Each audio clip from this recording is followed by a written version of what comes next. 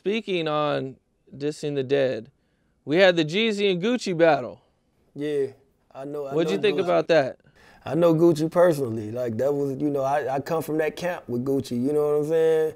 Like, that's how I met Waka to even become BSM. I met him through Gucci. So I know Gucci personally. I think that it was a good battle. You know what I'm saying? Everybody say Jeezy took it, but I still roll with Gucci. Because that's the me. I wasn't corporate thugging. You know what I'm saying? Like, we was mobbing off that Gucci, so I felt that shit a little more. When you hear that bricks, all white brick. When I heard certain songs, it just took me back to that time when we was mobbing off of that music. But Jeezy was a dog. It was a good battle. You know what I'm saying? I think Gucci took it too far, but who am I to say he took it too far? Somebody sent somebody to kill you and you kill them. You know what I'm saying? Well, you know, but I think he took it too far, but it ended well. You know what I'm saying? Which was the purpose for the battle, to show that these two guys had these issues, and they still came together to perform the song at the end. And like Gucci told him at the end, you know, no disrespect, it's all love. You know what I'm saying? Like, it ended on a good note. It ended on a good note. Yeah, I you know, man, when Gucci did the song, The Truth, I was like, I don't know how Jeezy gonna respond. And he handled it really well. He did. He handled it better than I would have. You know what I'm saying? You know. I mean, I know Pookie Loke was rolling over in his grave. You know what I'm saying? I would have been. You know, like, you know, but like Jeezy said, and you gotta salute him for this. I was just talking to my man JJ yesterday, and we was talking about how guys have these, how even though we out the way, we still have pride and have egos because we feel like nobody should say shit about us. And sometimes it make us want to throw everything we done worked for out the window just to prove a point and show a motherfucker, nigga, I'll knock your shit off. Who the fuck you think you playing with? And then I sit back and have to evaluate who I'm going at. This person have nothing going for himself. He got nothing to lose. He not a father to his kids. He not, you know what I'm saying? And it take a big man to put his pride in his back pocket and sit on it.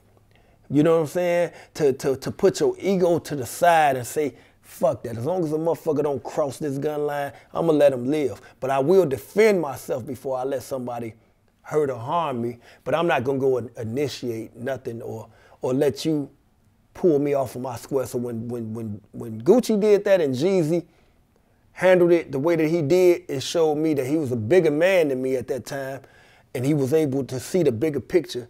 And like he told him, man, I was trying to do this for the culture. You know what I'm saying? Like, how long this shit gonna go on? Like, we're gonna be they already 40-something, so we're gonna be 50, 60-something years old, still beefing with each other. It gotta die somewhere. So I salute him. I learned a lot from Jeezy that day, and you know, you gotta salute him. You gotta salute him. You gotta respect him. You know what I'm saying? You gotta respect him. He got my utmost respect. You know? Yeah, it was. Yeah, me too, man. I thought it was big of him to do it. You know, I mean, yeah. Yeah. How did you meet Gucci? Gucci had some problems with my man JoJo Capone here in Chicago, and JoJo, was telling him he can't come to Chicago. They had issues with him. Now, at the time, Gucci road manager G-Boy, was friends with my homie, with my cousin, Mississippi. So he called Sip and was like, man, I got Gucci Mane with me. He got a show in Chicago. It's some niggas saying he can't come to Chicago. Now, at the time, I don't know it's JoJo Capone, but I'm like, so Sip was like, well, where they from? He's like, they from out south. We like, man, well, we from up north and out west. Don't know Southsiders dictate or run shit here. They might run where they at. So we brought all the guys out. And then that's when I found out it was JoJo Capone. And JoJo called me and was like, man, I remember this call like it was yesterday. He said, man, why you saving these niggas? I said, man, I ain't saving them. My cousin is friends with his road manager, and me and JoJo had a good rapport and a certain amount of respect for each other. So they stood down and didn't make a move, and you know what I'm saying? We got Gucci in the event, in the venue, and got him out the venue. And from there, me and Gucci built our relationship. And he made things right with JoJo, and they got things straight. And you know, me and JoJo relationship built even stronger from there. That's my brother to this day. But that's Is that how you met Waka Flocka? I met Waka with Gucci. Waka was Gucci. Waka wasn't even rapping. He was Gucci's shooter. So he was there that night, and he was just like sitting back like amazed. He always heard stories of Chicago. So he like, I love Chicago. So he looking, you know what I'm saying? So I didn't click with him that night. Gucci told me to come down to Atlanta. We were supposed to get in the studio, knock some songs out and all that. So we went to the studio. We went to Atlanta. Me and my team went to Atlanta to get in the studio with Gucci. We go to the studio. Waka, Woo the Kid, all them there. And that's how we built our bond. Gucci never came that day. He booked the session and he had us waiting. He never came, but I did something with Woo the Kid, and then Waka still wasn't rapping yet. You know what I'm saying? So I felt some type of way about Gucci. Me and Gucci had a love-hate relationship.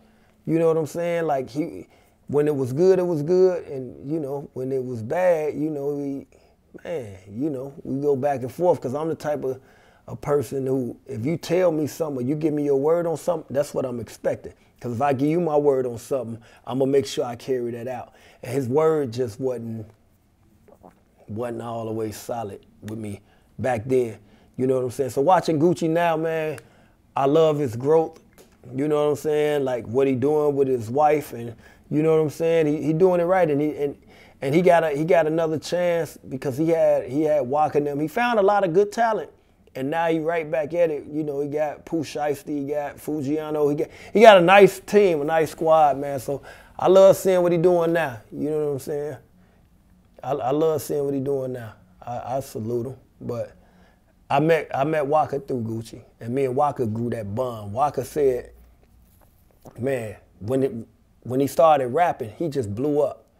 And he was like, man, I told you, bro, I fuck with you. I'm gonna bring you with me. And he came and got me, as well as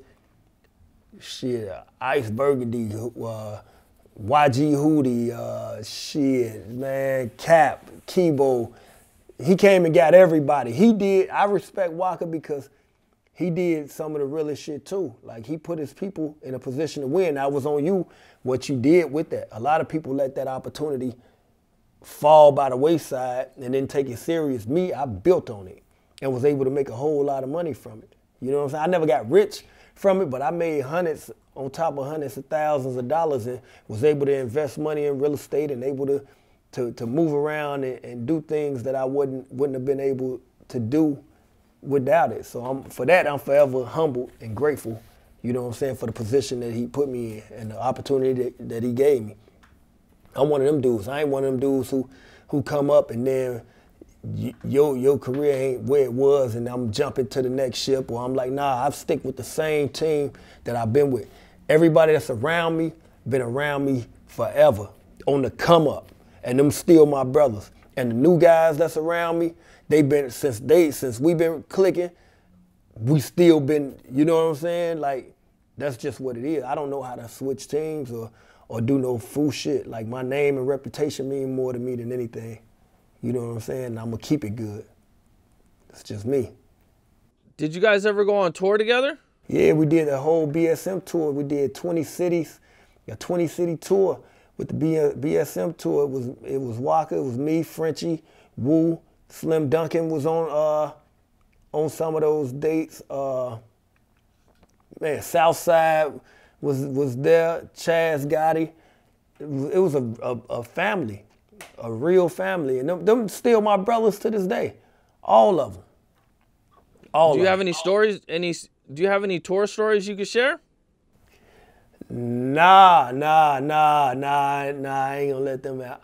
It was a lot, just a lot of wild nights. You know what I'm saying? A lot of wild nights, a lot of good times, man, and a lot of great memories, man. That can last me a lifetime.